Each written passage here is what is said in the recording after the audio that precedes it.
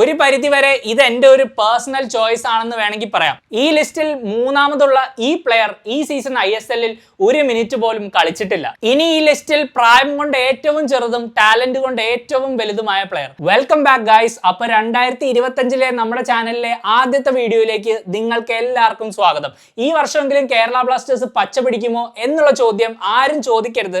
കാരണം ശുഭപ്രതീക്ഷയും 100% വിജയമൊക്കെ നമ്മൾ എന്നേ കൈവിട്ടു. എന്നിരുന്നാലും എവിടേക്കോ എന്തൊക്കെയോ മാറ്റങ്ങൾ വരും എന്നുള്ളത് ഉറപ്പാണ്. ഈ മാറ്റങ്ങളൊക്കെ എത്രത്തോളം ഗുണം ചെയ്യും എന്നാണ് ഇനി കണ്ടറിയേണ്ടത്. നമ്മുടെ കഴിഞ്ഞ വീഡിയോയ്ക്ക് ശേഷം മഞ്ഞപ്പുഴയുടെ ഭാഗത്തുനിന്ന് യൂട്യൂബിൽ ഒരു റെസ്പോൺസ് വീഡിയോ ഒക്കെ ഞാൻ കണ്ടിരുന്നു. എന്തായാലും അവരതിൽ പറഞ്ഞ പ്ലാനുകളൊക്കെ അവർക്ക് എക്സിക്യൂട്ട് ചെയ്യാനാവട്ടെ. ടീമിൽ ഒരു അഴിച്ചുപണി വേണം എന്നുള്ളതിൽ സംശയമൊന്നുമില്ല. അതിന്റെയൊക്കെ ഒരു തുടക്കം എന്ന പോലെ ഇതാ ഇപ്പൊ പ്രബീർ ദാസ് ക്ലബ്ബ് വിട്ടിരിക്കുകയാണ്. പ്രബീർ ദാസിനെ നമ്മൾ സൈൻ ചെയ്തപ്പോൾ ഉള്ള എക്സ്പെക്ടേഷൻ നിങ്ങൾക്ക് ഓർമ്മയുണ്ടോ? ISL 2 തവണ ജയിച്ച വിന്നിംഗ് മെന്റാലിറ്റി എന്താണെന്ന് അറിയാവുന്ന ഒരു പ്ലെയർ നമ്മുടെ ടീമിലേക്ക് വരുന്നു. അദ്ദേഹത്തിന്റെ കൂടെ ആ വിന്നിംഗ് മെന്റാലിറ്റി ബാക്കിയുള്ള പ്ലെയേഴ്സിലേക്കും കൂടെ പകരും എന്നാണ് ഞാൻ ഓർത്തത്. നിങ്ങളും അങ്ങനെ വിചാരിച്ചിട്ടുണ്ടെങ്കിൽ തെറ്റ് പറയാൻ പറ്റില്ല. കാരണം കഴിഞ്ഞ സീസൺ ആദ്യ മത്സരത്തിൽ ബംഗളൂരു FCക്കെതിരെ പ്രബീർ ദാസ് അമ്മാതിരി പെർഫോമൻസ് ആണ് പുറത്തെടുത്തത്. പക്ഷെ പിന്നീട് അങ്ങോട്ട് പയ്യെ പ്രബീറിന്റെ നിഴല് പോലും ഇവിടെ ഇല്ലാണ്ടായി. അങ്ങനെ ഒടുവിൽ ഈ സീസണിൽ വെറും 15 മിനിറ്റ് മാത്രം കളിച്ച് മുംബൈ സിറ്റിയിലേക്ക് ഇപ്പോ ഒരു ലോൺ ട്രാൻസ്ഫർ. ഇനിയിപ്പോ എന്തായാലും പ്രബീറിന് ഇങ്ങോട്ടൊരു തിരിച്ചുവരവില്ല എന്ന് തന്നെയാണ് ഞാൻ വിശ്വസിക്കുന്നത്. ഈ ഒരു ട്രാൻസ്ഫർ നമ്മുടെ ടീമിൽ ഒരു പുതിയ ജനുവരി സൈനിങ്ങിന് വേണ്ടിയുള്ള ഫൈനാൻഷ്യൽ ആൻഡ് ഫിസിക്കൽ സ്പേസ് ഉണ്ടാക്കാനാണെങ്കിൽ ഇറ്റ് മേക്സ് സെൻസ്. അല്ലെങ്കിൽ ഇതിന്റെ ഒരു ആവശ്യവുമില്ലായിരുന്നു. ഞാൻ ഇങ്ങനെ പറയാനുള്ള കാരണം ഇപ്പോ ഈ ലീഗിൽ ടോപ്പ് റൈറ്റ് ബാക്കുകൾ ഒന്നും ഈ ജനുവരി ട്രാൻസ്ഫർ വിൻഡോയിൽ അവൈലബിൾ അല്ല എന്നുള്ളത് കൊണ്ട് തന്നെയാണ്. അതുകൊണ്ട് തന്നെ പ്രബീർ പോയ ഈ ഗ്യാപ്പിലേക്ക് നമ്മൾ ജനുവരിയിൽ പുതിയൊരു റൈറ്റ് ബാക്കിനെ കൊണ്ടുവരും എന്നും എനിക്ക് തോന്നുന്നില്ല. പക്ഷെ എന്തായാലും നമ്മളൊരു റൈറ്റ് ബാക്കിനെ മേടിച്ചേ പറ്റുള്ളൂ. കാരണം സന്ദീപ് സിംഗിന്റെ പെർഫോമൻസുകൾ ഇനിയും സഹിക്കാൻ എനിക്ക് വയ്യ. അതുകൊണ്ടാണ് ഇപ്പോ ഈ വീഡിയോ ചെയ്യാം എന്ന് ഞാൻ ഓർത്തത്. പിന്നെ കേരള ബ്ലാസ്റ്റേഴ്സ് ഫാൻസിനോട് എനിക്ക് ഒരേ ഒരു റിക്വസ്റ്റേ ഉള്ളൂ. നിങ്ങൾ ഓൺലൈനിൽ കാണുന്ന എല്ലാ ട്രാൻസ്ഫർ റൂമറും കണ്ണടച്ച് വിശ്വസിക്കാതിരിക്കുക. 4-5 വർഷം മീഡിയ ഒരു സബ്ജക്റ്റായി പഠിച്ചതുകൊണ്ടും അതിനെക്കുറിച്ചൊരു അണ്ടർസ്റ്റാൻഡിങ് ഉള്ളതുകൊണ്ട് ഞാൻ പറയുവാണ്, ഈ ഒരു കാലഘട്ടത്തിൽ നല്ലൊരു PR ടീം ഉണ്ടെങ്കിൽ ആർക്കും കുറെ റൂമറുകൾ കാട്ടുതീ പോലെ ഓൺലൈനിൽ പടർത്താം. അതുകൊണ്ട് തന്നെ ക്ലബിൽ നിന്ന് ഒരു ഒഫീഷ്യൽ അനൗൺസ്മെന്റ് വരുന്നത് വരെ നമുക്കൊന്നും ഉറപ്പിക്കാനാവില്ല. ഞാൻ ഇനി ഇൻട്രൊഡ്യൂസ് ചെയ്യാൻ പോകുന്ന 5 റൈറ്റ് ബാക്കുകളെ ഷോർട്ട് ലിസ്റ്റ് ചെയ്യാൻ ഞാൻ കുറച്ച് സ്റ്റാറ്റ്സിന്റെ സഹായം തേടിയിട്ടുണ്ട്. അതാദ്യം പറയാം. അല്ല, അതിനു മുമ്പ് ഒരു റൈറ്റ് ബാക്കിൽ നിന്ന് നമ്മൾ എന്തൊക്കെയാണ് എക്സ്പെക്ട് ചെയ്യേണ്ടതെന്ന് നമുക്കൊന്ന് നോക്കിയാലോ. ഈ ഒരു പൊസിഷനിൽ കളിക്കുന്ന പ്ലെയറിന്റെ ഗെയിം റീഡിംഗ്, സ്റ്റാമിന, പേസ് ഇതൊക്കെ വളരെ ഇമ്പോർട്ടന്റ് ക്വാളിറ്റികളാണ്.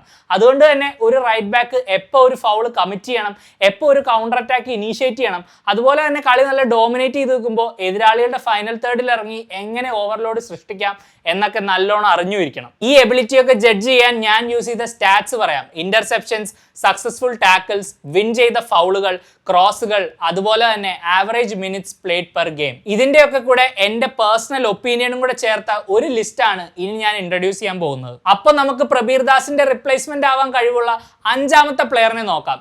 ഐ ലീഗിൽ ഷില്ലോങ് ലജോങ്ങിന് വേണ്ടി ബൂട്ടണിയുന്ന കിൻസൈലാങ് കോങ്സിത്ത് ആണ് ഈ ഒരു ചോയ്സ്. വെറും 24 വയസ്സ് മാത്രം പ്രായമുള്ള ഈ മേഘാലയക്കാരൻ ഇപ്പോഴും ഒരു ഡെവലപ്പിംഗ് സ്റ്റേജിൽ തന്നെയാണ്. ഒരു പരിധിവരെ ഇത് എന്റെ ഒരു പേഴ്സണൽ ചോയ്സ് ആണെന്ന് വേണമെങ്കിൽ പറയാം. കഴിഞ്ഞ വർഷം ഷില്ലോങ്ങിൽ റിയൽ കശ്മീരിനെതിരെയുള്ള ഐ ലീഗ് മത്സരം ഞാൻ കാണാൻ പോയപ്പോൾ കിൻസൈലാങ് കളിച്ചിരുന്നു. ആ മത്സരത്തിൽ ഇപ്പൊ മുഹമ്മദിന്റെ ഭാഗമായ ജെറമി ലാൽദുൻപുയക്കെതിരെ കിൻസൈലാങ് കുറച്ച് സ്ട്രഗിൾ ചെയ്തെങ്കിലും ആ ഒരു പെർഫോമൻസിൽ എനിക്ക് എന്തോ ഒരു സ്പാർക്ക് തോന്നി. നമ്മളെ ഒരുപാട് പ്രഷർ ഇങ്ങനെ പൊതിയുമ്പോൾ റെസിസ്റ്റ് ചെയ്യാൻ കാണിക്കുന്ന ഒരു ഫയർ ഇല്ലേ, ആ ഫയർ കിൻസൈലാങ്ങിൽ എന്തായാലും ഉണ്ട്. പിന്നെ ഈ ISL തുടങ്ങിയതിന് ശേഷം ഷില്ലോങ് ലജോങ്ങിന്റെ അക്കാഡമിയിൽ നിന്ന് വന്ന എത്ര പ്ലേയേഴ്സ് ആണ് സൂപ്പർ സ്റ്റാറുകളായി മാറിയിട്ടുള്ളത്, ആ ഒരു ലിസ്റ്റ് എടുക്കുകയാണെങ്കിൽ ഈ വീഡിയോ ഒരുപാട് നീണ്ടുപോകും. അതുകൊണ്ട് തന്നെ ഞാൻ മനസ്സിലാക്കുന്നത് ഈ ക്ലബിലും അവിടെ നിന്ന് വരുന്ന പ്ലേയേഴ്സിലും ISLൽ ഒരു മികച്ച ലെവലിൽ പെർഫോം ചെയ്യാനുള്ള കഴിവ് എന്തായാലും ഉണ്ട്. ലോങ് ത്രോ എടുക്കാനും നന്നായി ക്രോസ് ചെയ്യാനും എബിലിറ്റി ഉള്ള ഒരു റൈറ്റ് ബാക്ക് ആണ് കിൻസൈലാങ്. പിന്നെ നേരത്തെ പറഞ്ഞ സ്റ്റാറ്റുകളിലേക്കൊന്നും ഡീറ്റെയിൽ ആയിട്ട് പോകാൻ കഴിഞ്ഞില്ല. കാരണം ISLലെ പോലെ മേൽപ്പറഞ്ഞ സ്റ്റാറ്റുകൾ ഐ ലീഗിൽ നിന്നും പൊക്കിയെടുക്കാൻ വളരെ നല്ല റിലയബിൾ ആയിട്ടുള്ള ഒരു സോഴ്സ് എനിക്ക് കണ്ടെത്താനായില്ല. ഈ വർഷം ഏപ്രിലിൽ കിൻസൈലാങ്ങിന്റെ ലജോങ്ങുമായിട്ടുള്ള കോൺട്രാക്ട് അവസാനിക്കുകയാണ്. അതുകൊണ്ട് തന്നെ മുൻകാലങ്ങളിൽ നമ്മൾ മഹേഷ് സിംഗിനെയൊക്കെ സൈൻ ചെയ്ത പോലെ ഈ പ്ലെയറിനെയും ലജോങ്ങിൽ നിന്ന് വലിയൊരു ട്രാൻസ്ഫർ ഫീ മുടക്കാതെ തന്നെ നമുക്ക് സൈൻ ചെയ്യാം. ഈ ലിസ്റ്റിൽ അടുത്ത പ്ലെയർ നിഖിൽ ബർലയാണ്. പക്ഷേ ഇവനെ സൈൻ ചെയ്യണമെങ്കിൽ നമ്മൾ കുറച്ചൊന്ന് പാടുപെടേണ്ടി വരും. ടാറ്റ ഫുട്ബോൾ അക്കാഡമിയുടെ പ്രോഡക്റ്റ് ആയ ബർല 2028 വരെയാണ് ജംഷഡ്പൂർ FCയുമായി കരാർ ഒപ്പുവെച്ചിരിക്കുന്നത്. ഖാലിദ് ജമീലിന്റെ കീഴിൽ ഇങ്ങനെ ഒരു സീസൺ എക്സ്പീരിയൻസ് ചെയ്യുന്ന ജംഷഡ്പൂരിന് ഈ പ്ലെയറിനെ വിൽക്കേണ്ട ഒരു ആവശ്യവുമില്ല. പക്ഷേ ആവശ്യം നമ്മുടെ ആണല്ലോ, അതുകൊണ്ട് നമ്മൾ നീങ്ങിയേ പറ്റൂ. ജംഷഡ്പൂരിന് വേണ്ടി ഒരു റൈറ്റ് മിഡ്ഫീൽഡറായും കളിച്ചിട്ടുള്ള ബർല ഈ ലീഗിലെ one of the most promising players തന്നെയാണ്. ISLൽ വെറും 27 മത്സരങ്ങൾ മാത്രം കളിച്ചിട്ടുള്ള ബർല പക്ഷേ 5 അസിസ്റ്റ് കരസ്ഥമാക്കിയിട്ടുണ്ട്. ഈ മത്സരങ്ങളിൽ 54 ക്രോസുകളും 21 ഇന്റർസെപ്ഷനും 23 ടാക്കിളും ബർല വിൻ ചെയ്തിട്ടുണ്ട്. 48 മിനിറ്റ് മാത്രമാണ് ബർലയുടെ ആവറേജ് പ്ലേയിങ് ടൈം എന്നുള്ള ഒരു കൺസേൺ ആണ്. പക്ഷെ അത് ഈ പ്രായത്തിന്റെയാണ്. വെറും 21 വയസ്സ് മാത്രം പ്രായമുള്ള ഈ റൈറ്റ് ബാക്ക് ഇനി അങ്ങോട്ട് എന്തായാലും ഒരുപാട് അവസരങ്ങൾക്ക് അർഹനാവും എന്നുള്ളതിൽ സംശയമൊന്നുമില്ല. 2028 വരെ കോൺട്രാക്ട് ഉണ്ടെങ്കിലും ഈ സീസണിൽ 14 മത്സരങ്ങളിൽ വെറും 2 മത്സരത്തിൽ മാത്രമാണ് ബർല സ്റ്റാർട്ട് ചെയ്തിട്ടുള്ളത്. അതുകൊണ്ട് തന്നെ കുറച്ചുകൂടെ റെഗുലർ ആയിട്ട് ഒരു ഇൻവോൾവ്മെന്റ് ബർല ആഗ്രഹിക്കുന്നുണ്ടെങ്കിൽ ഈ ഒരു ട്രാൻസ്ഫർ ചിലപ്പോൾ വർക്കാവാനുള്ള ചാൻസും ഉണ്ട്. ഈ ലിസ്റ്റിൽ മൂന്നാമതുള്ള ഈ പ്ലെയർ ഈ സീസൺ ISLൽ ഒരു മിനിറ്റ് പോലും കളിച്ചിട്ടില്ല. ബംഗളൂരു FCയുടെ നംഗ്യാൽ ബൂട്ടിയ എന്നുള്ള പേര് കേൾക്കുമ്പോൾ തന്നെ നിങ്ങൾക്ക് അത് എന്തുകൊണ്ടാണെന്ന് മനസ്സിലായി കാണും. കാരണം നിഖിൽ പുജാരിയും രാഹുൽ ബേക്കയൊക്കെ ഉള്ള ഈ ബംഗളൂരു FC ടീമിൽ ഈ റൈറ്റ് ബാക്ക് എങ്ങനെ കളിക്കാനാണ്? 2022-23 സീസണിൽ ബംഗളൂരു FC ISL ഫൈനൽ വരെ എത്തിയപ്പോൾ ബൂട്ടിയ 10 ലീഗ് മത്സരങ്ങളിൽ കളിച്ചിരുന്നു. ആ സീസണിലെ ഡ്യൂറൻ കപ്പും സൂപ്പർ കപ്പും കണക്കിലെടുക്കുകയാണെങ്കിൽ ആ സീസൺ ആകെ മൊത്തം 21 അപ്പിയറൻസ്. കഴിഞ്ഞ സീസണിലും വെറും 10 ലീഗ് മത്സരങ്ങൾ മാത്രമേ ബൂട്ടിയയ്ക്ക് കളിക്കാനായുള്ളൂ. ആകെ മൊത്തം 29 ISL മത്സരങ്ങളിൽ 61 ക്രോസ്, 36 ഇന്റർസെപ്ഷൻ, 15 ടാക്കിൾ ആണ് ബൂട്ടിയ ഇതുവരെ വിൻ ചെയ്തിട്ടുള്ളത്. കമ്പാരിറ്റീവ്ലി ഇത് അത്ര നല്ല റെക്കോർഡൊന്നും അല്ല. ഇൻഫാക്ട് ഈ ലിസ്റ്റിൽ ഞാൻ ഏറ്റവും ലീസ്റ്റ് പ്രിഫർ ചെയ്യുന്ന റൈറ്റ് ബാക്കും ബൂട്ടിയ തന്നെയാണ്. അതിന് കാരണം ഇതിനു മുമ്പ് പറഞ്ഞ കിൻസായ്ലാങ്ങിനെയും ബർലയെയും ഒക്കെ പോലെ ബൂട്ടിയയും ഒരു നല്ല ബാക്കപ്പ് സൈനിങ് ആവാനേ ഇപ്പൊ ഒരു ചാൻസ് ഉള്ളൂ.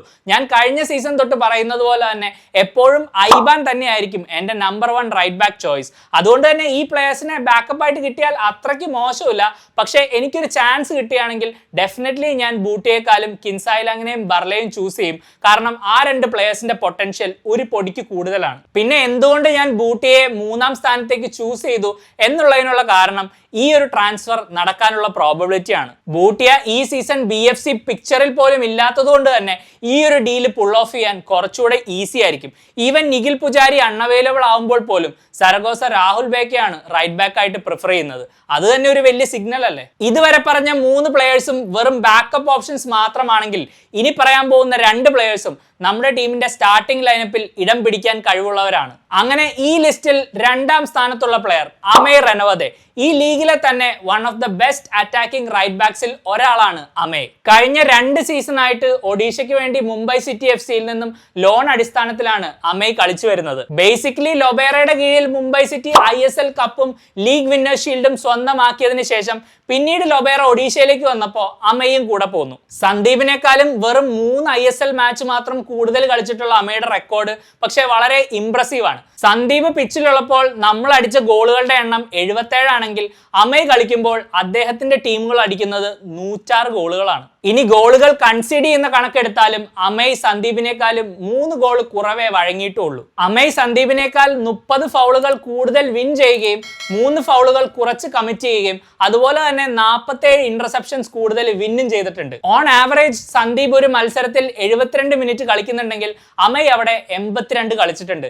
ഈ എല്ലാ മെട്രിക്കുകളിലും സന്ദീപിനേക്കാളും ഒരു പടി മുന്നിൽ തന്നെയാണ് Amay റെനവദെ. The best thing is ഇപ്പോഴും അമേയ് റെനവദയ്ക്ക് വെറും 26 വയസ്സേ ആയിട്ടുള്ളൂ. ഈ വർഷം മെയ് മാസത്തിൽ മുംബൈ സിറ്റി ആയിട്ടുള്ള കോൺട്രാക്ട് അവസാനിക്കുകയും ചെയ്യും. ഈ ഒരു അവസരമാണ് നമ്മൾ മുതലെടുക്കേണ്ടത്. ഇവനെ പൊക്കിയാൽ അതൊരു കിടിലൻ നീക്കം തന്നെയായിരിക്കും. ഇനി ഈ ലിസ്റ്റിൽ പ്രായം കൊണ്ട് ഏറ്റവും ചെറുതും ടാലന്റ് കൊണ്ട് ഏറ്റവും വലുതുമായ പ്ലെയർ പഞ്ചാബ് FCയുടെ അഭിഷേക് സിംഗ്. ഈ സീസൺ ഡ്യൂറൻ കപ്പിലും ISLലും ഉൾപ്പെടെ വെറും 2 മത്സരങ്ങളിൽ മാത്രമാണ് അഭിഷേക് സിംഗ് ഒരു റൈറ്റ് ബാക്കായി പഞ്ചാബിന് വേണ്ടി കളിച്ചിട്ടുള്ളത്. ബാക്കിയുള്ള മെജോറിറ്റി മത്സരങ്ങളിലും ഒരു ലെഫ്റ്റ് ബാക്കായി ഇറങ്ങിയ അഭിഷേക് പക്ഷേ റൈറ്റ് ബാക്ക് എന്ന ജോലിയും വളരെ വൃത്തിയായിട്ട് ചെയ്യാൻ കഴിവുള്ള ഒരു പ്ലെയർ ആണ്. കഴിഞ്ഞ സീസൺ ISLൽ 10 മത്സരങ്ങളിൽ റൈറ്റ് ബാക്കായി ഇറങ്ങിയ അഭിഷേക് 2 അസിസ്റ്റും നേടിയിരുന്നു. ഒരു ഫുൾ ബാക്കിനെ സംബന്ധിച്ച് അറ്റാക്കിലും ഡിഫൻസിലും ഒരുപോലെ ക്വാളിറ്റി മെയിൻറ്റെയിൻ ചെയ്യുക എന്നുള്ളതാണ് ഒരു വലിയ ചാലഞ്ച്. പക്ഷെ അഭിഷേക് ഇത് വളരെ ഭംഗിയായിട്ട് കൈകാര്യം ചെയ്യാറുണ്ട്. ഓവർലാപ്പിംഗ് റണ്ണുകളാവട്ടെ, ഓപ്പോസിഷൻ വിംഗർമാരുടെ 1-on-1 ടേക്ക് ഓൺ ആവട്ടെ, ആവട്ടെ,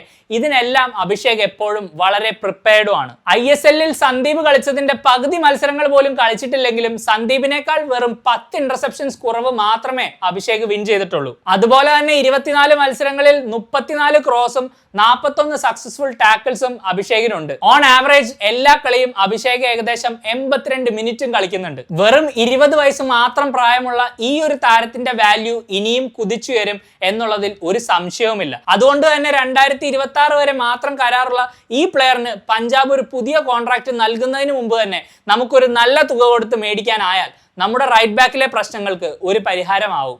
എന്തായാലും ഈ വർഷം ഇന്ത്യൻ ഫുട്ബോൾ മാർക്കറ്റിൽ നമുക്ക് അവൈലബിൾ ആവാൻ ചാൻസ് ഉള്ള റൈറ്റ് ബാക്കുകളിൽ നമ്പർ 1 ചോയ്സ് തന്നെയാണ് അഭിഷേക്. ഇവർ 5 പേരിൽ ഒരാളാണ് പ്രബീർ ദാസിന് പകരം കേരള ബ്ലാസ്റ്റേഴ്സിലേക്ക് അടുത്ത വരേണ്ട റൈറ്റ് ബാക്ക്. കേരള ബ്ലാസ്റ്റേഴ്സിന്റെ അടുത്ത റൈറ്റ് ബാക്കിനെ സൈൻ ചെയ്യാൻ നിങ്ങൾക്കൊരു അവസരം കിട്ടുകയാണെങ്കിൽ ആരെ നിങ്ങൾ കൊണ്ടുവരും? അതെന്തായാലും കമന്റ് ചെയ്യാൻ മറക്കരുത്. പിന്നെ കേരള ബ്ലാസ്റ്റേഴ്സ് ചെന്നൈയിൻ FCയിൽ നിന്നും വികാസ് യുമ്നത്തിനെ അടുത്ത സീസണിലേക്ക് സൈൻ ചെയ്തു എന്നുള്ള റിപ്പോർട്ടുകൾ വരുന്നുണ്ട്. തീർച്ചയായിട്ടും നമ്മൾ ആദ്യം ലിങ്ക് ചെയ്തിരുന്ന നരേന്ദർ ഗെഹ്ലോട്ടിനെക്കാളും ഒരു മികച്ച സൈനിങ് ആയിട്ട് തന്നെയാണ് വികാസിനെ എനിക്ക് തോന്നിയത്. ഗെഹ്ലോട്ട് ഇന്ത്യക്കൊക്കെ കളിച്ചിട്ടുണ്ട്, പക്ഷെ വികാസ് ഈ രാജ്യത്തിലെ തന്നെ one of the biggest prospects ആണ്. ആൻഡ് ആ ഒരു ഫിസിക്കൽ ക്വാളിറ്റി ഉള്ള ഒരു സെന്റർ ബാക്ക് നമുക്കിപ്പോ വളരെ ആവശ്യവുമാണ്. അതുപോലെ തന്നെ രാഹുൽ KPയും ഒടുവിൽ കേരള ബ്ലാസ്റ്റേഴ്സ് വിടുന്നു എന്ന വാർത്തകളും പ്രചരിക്കുന്നുണ്ട്. ഈ വീഡിയോ പോലെ തന്നെ രാഹുലിനെ റിപ്ലേസ് ചെയ്യാനുള്ള 5 പ്ലേയേഴ്സിനെ പ്രൊഫൈൽ ചെയ്യണമെങ്കിൽ നിങ്ങൾ അത് കമന്റ് ബോക്സിൽ പറയുക, നമുക്ക് തീർച്ചയായിട്ടും ചെയ്യാം. എപ്പോഴത്തെയും പോലെ വീഡിയോ ഇഷ്ടപ്പെട്ടാൽ ലൈക്ക് ചെയ്യാൻ മറക്കരുത്. ഇത് നിങ്ങളുടെ ഫ്രണ്ടിന് ഷെയർ ചെയ്ത് കൊടുക്കുക. സബ്സ്ക്രൈബ് ചെയ്തിട്ടില്ലെങ്കിൽ സബ്സ്ക്രൈബ് ചെയ്ത് ഈ ഒരു ജേർണിയുടെ ഭാഗമാവുക. അപ്പൊ പുതിയൊരു വീഡിയോ ആയിട്ട് നമുക്ക് വീണ്ടും കാണാം. എല്ലാവരും പഞ്ചാബുമായിട്ടുള്ള മാച്ച് ഒക്കെ എൻജോയ് ചെയ്യുക. Until the next time, you take care. Bye for now.